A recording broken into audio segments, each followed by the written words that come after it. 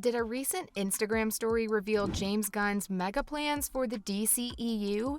Maybe it did. Some fans are already beginning to attempt piecing together the grand plan for the DCU's first slate, called Chapter 1: Gods and Monsters. While DC Studios co-CEO James Gunn made clear that not every project in this slate would be revealed, it will likely lead to another crack at the Justice League. Gunn definitely won't be continuing Zack Snyder's original plan with Darkseid. It's also unlikely he'd be willing to adapt Crisis on Infinite Earths, which was Warner Bros. Avengers Endgame-inspired plan for its DC Extended Universe. This was before Gunn and co-CEO Peter Safran took over affairs at the top. We have some other things in development that are real priorities.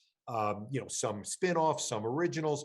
I think DC has such a deep well of characters. So, what will it take for the Justice League to reform on the big screen? Fans noticed that Gunn had reshared a post in his Instagram stories from Paul Scheer, which showed a hardcover of Darwyn Cooke's DC: The New Frontier. In case you didn't know, this is an Elseworld story about the superheroes of Earth banding together to fight the Center, an ancient threat to the world. Scheer commented on the post after Gunn's announcement. He said, "After James Gunn's big DC announcement, something tells me maybe it's a good time to revisit this." Now, could Gunn have only reshared this post because DC: The New Frontier is a fantastic read? Or perhaps suggesting something more? Regardless, many fans have already begun piecing together potential clues that could support the idea of Gunn adapting this formation of the Justice League, perhaps leading to an Avengers Endgame-like crossover event. Surprisingly, the biggest clue is from the Green Lantern show called Lanterns. What was originally a space opera spanning decades has now been transformed into a detective story, starring Hal Jordan and Jon Stewart. Safran described the show as a terrestrial-based investigation story, inspired by the likes of True Detective, which could see them looking into out-of-the-ordinary crimes. A subplot in Cooke's story led by Martian, Johns, Manhunter, and Batman saw them tracking strings of suicides and violent crimes connected by mass delusions and people hearing voices. Perhaps this subplot could be integrated into Lanterns, with Jordan and Stewart as the ones on the case. It's even possible that Johns and Batman could still be involved, as Gunn mentioned that one strategy they're using is to take their diamond characters and prop up other characters that people don't know. However, the most important quote that supports the Center's involvement is how Gunn said that Jordan and Stewart would find this ancient horror on Earth in this investigation. In The New Frontier, Green Lantern Abin Sur even came to Earth on a mission of great import, which is highly suggested to involve the Center. None of the other announced projects connect nearly as clearly, but there are still some big potential ways these projects could help lead to the Center. As crazy as it sounds, Creature Commandos could be one of the bigger lead-ins to a theoretical adaptation of The New Frontier. This is all thanks to the involvement of Rick Flag Sr., his pseudo-Suicide Squad, and dinosaurs. One of the many stories that involved the Creature Commandos was when they were tasked to investigate the fabled Dinosaur Island in issue number 100 of Weird War Tales. This is the same island that Rick Flag and his own Task Force X landed at the beginning of The New Frontier, which was the Center itself. After all, Gunn did describe the animated series as being able to tell stories that are gigantic, but without spending, $50 million an episode. Truth be told, infusing a bunch of dinosaurs would have certainly ballooned a live-action television budget. It's possible that, like Cooke's story, this could be the first proper introduction to the Center, albeit indirectly. However, this series could also involve the occult, considering it's a team of universal monster-inspired characters. It could be that the one mission they have to go on is retrieving a book about the Center from a spooky and murderous cult. But on the other hand, it could be innocuous enough that general audiences wouldn't even realize its importance. It is amazing how naturally Booster Gold and Ted Kord, the original Blue Beetle, would also fit into the roles of Adam Strange and Ray Palmer. In Cooke's book, Strange was imprisoned in Arkham for his claims that he could transport to an alien world by way of light beams, which Arkham said was both a sensitive and complex psychosis in and of itself, along with visions of a coming Armageddon. Is it possible that Booster Gold series will finish with him being locked up for making false time travel claims? It's possible they tried to warn everyone about the impending disaster, but nobody listened. In The New Frontier, Ray Palmer's part consisted of deploying his defective shrinking technology to aid in the destruction of the center. But Blue Beetle might reveal Ted Kord, another bright scientist who might have another solution to save the world. It would also be a shame not to bring together two of the best comic book friends in a live-action setting. Swamp Thing is another project and character who might mesh unexpectedly well with the narrative of The New Frontier and the nature of the center. To set the scene, Swamp Thing has a strong affinity for the green, one of the four cardinal cosmic elements that is intrinsically linked to plants. The center has been around for as long as the Earth has, referring to it as our idyllic sphere before the asteroid that wiped out the dinosaurs turned it into a chaotic garden of death.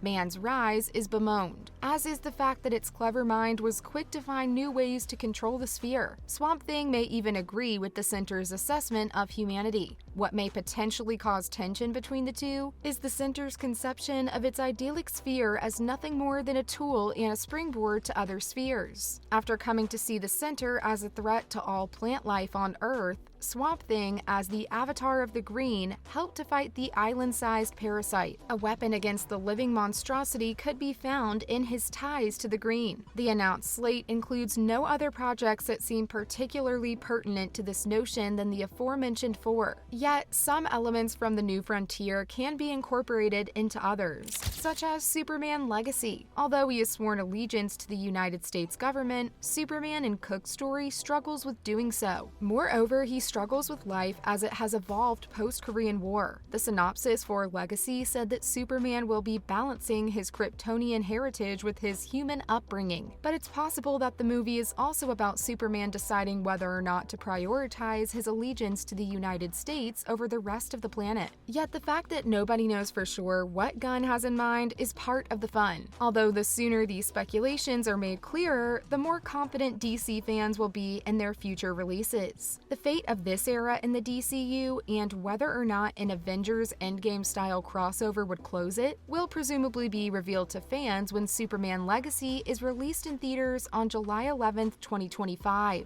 So just how long will we have to wait for an official announcement to be made regarding the speculation of an Avengers-style DC film? No one knows for sure. Also, how well will the fans receive the movie if it were to happen, considering the fact that Marvel has bested DC in the quality of releases for some time now? Once again, only time will tell. Let's just hope they get it right.